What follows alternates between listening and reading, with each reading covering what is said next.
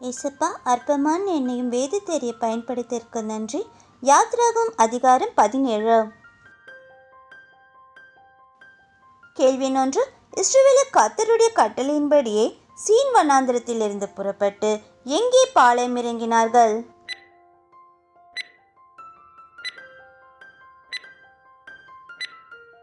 விடை ரெவிதீம். யாத்ராகமம் 17:1. கேள்வி 2.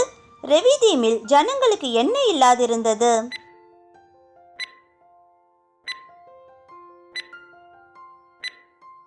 விடை குடிக்க தண்ணீர். யாத்ராகமம் 17:1. கேள்வி 3. என்னோடு ஏன் வாதாடுகிறீர்கள், கர்த்தரை ஏன் பரீட்சை பார்க்கிறீர்கள் என்று ஜனங்களிடம் கேட்டவர் யார்?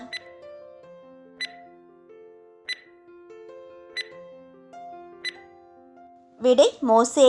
யாத்ராகமம் 17:2. கேள்வி 4. ஜனங்கள் ஏன் மோசேக்கு விரோதமாய் முறுமுறுத்தார்கள்?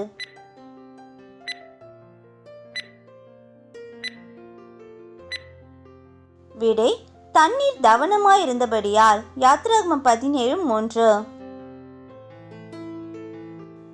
கேள்வி 5. ஜனங்கள் தன்மேல் எதை எறிய பார்க்கிறார்கள் என்று மோசே கூறினார்?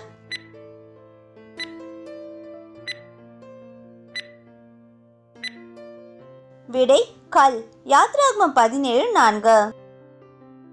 கேள்வி 6. கர்த்தர் மோசேயிடம் எவர்களுடன் கோலை பிடித்துக் கொண்டு ஜனங்களுக்கு முன்னே நடந்து போகும்படி கூறினார்?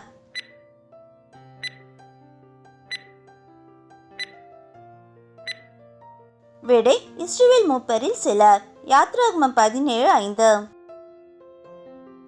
கேள்வி 17. கர்த்தர் ஓரேபிலே தான் மோசேக்கு முன்பாக எங்கே நிற்பேன் என்றார்?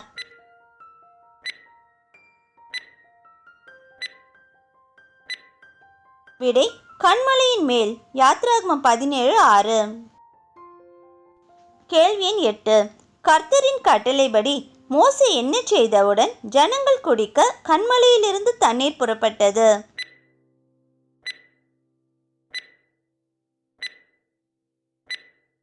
விடை கன்மலையை அடித்தவுடன். யாத்ராகமம் 17:6. கேள்வி 9. இஸ்ரவேல் புத்திரர் வாதாடினது நிமித்தமும் கர்த்தர் பரீட்சை பார்த்தது நிமித்தமும் மோசே அந்த ஸ்தலத்திற்கு என்ன பெயரிட்டார்?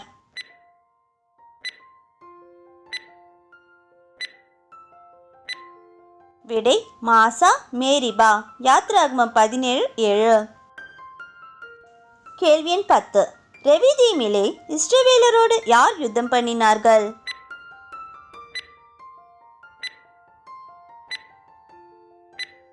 விடை அமலேக்கியர். யாத்ராகமம் 17:8. கேள்வி 11. மனிதரை தெரிந்து கொண்டு அமலேக்கோடு யுத்தம் பண்ணும்படி மோசே யாரிடம் கூறினார்?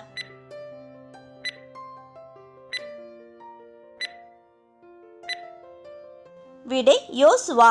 யாத்ராகமம் 17:9. கேள்வி 12.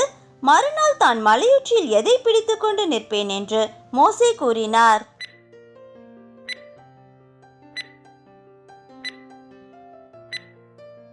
விடை தேவனுடைய கோல். யாத்ராகமம் 17:9. கேள்வி 13. எவர்கள் மலையுச்சியில் ஏறினார்கள்?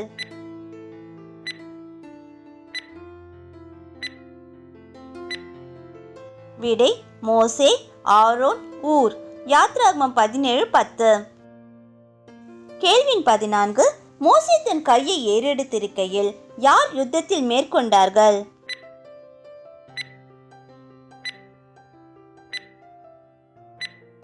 விடை இஸ்ரவேலர். யாத்ராகமம் 17:11. கேள்வி 15. மோசே தன் கையை தாழ விடுகையில் யார் மேற்கொண்டான்?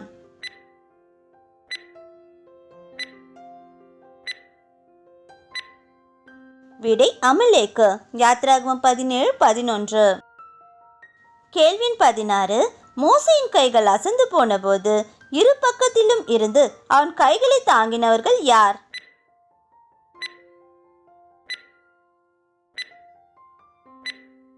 விடை ஆரோன், ஊர். யாத்ராகமம் 17:12. கேள்வி எண் 17. மோசேயின் கைகள் எந்நேரம் வரைக்கும் ஒரே நிலையாய் இருந்தது?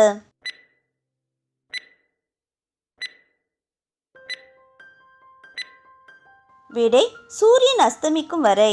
யாத்ராகமம் 17:12. கேள்வி எண் 18. யோசுவா யாரை பட்டய கருக்கினாலே முறியடித்தார்?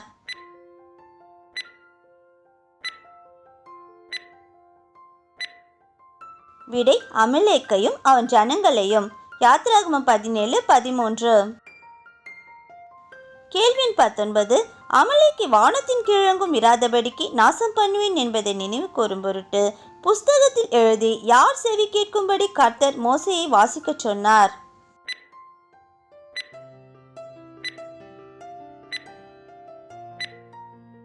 விடை யோசுவா. யாத்ராகமம் 17:14. கேள்வி எண் 20. மோசே ஒரு பலிபீடத்தை கட்டி அதற்கு என்ன பெயரிட்டார்?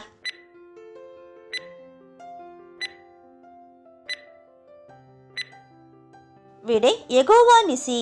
யாத்ராகமம் 17:15. கேள்வி எண் 21.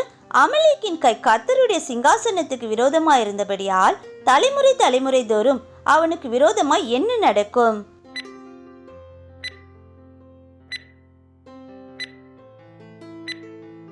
விடை கர்த்தரின் யுத்தம். யாத்ராகமம் 17:16. பிரதர்ஸ் சிஸ்டர்ஸ், எங்களோட இந்த சிறு முயற்சி உங்கள் எல்லாருக்கும் கண்டிப்பாக பிடிச்சிருக்கோன்னு நம்புகிறோம். சப்ஸ்கிரைப் பண்ணி பெல் பட்டன் ப்ரெஸ் பண்ணிக்கோங்க. அப்போ தான் வேதாகமத்தை பற்றி நாங்கள் போடுற எல்லா வீடியோஸும் உங்களை தவறாமல் வந்து சேரும். தேவநாமம் மகிமைப்படுவதாக. கர்த்தர் கரம் உங்களோடு இருப்பதாக. ஆமேன்.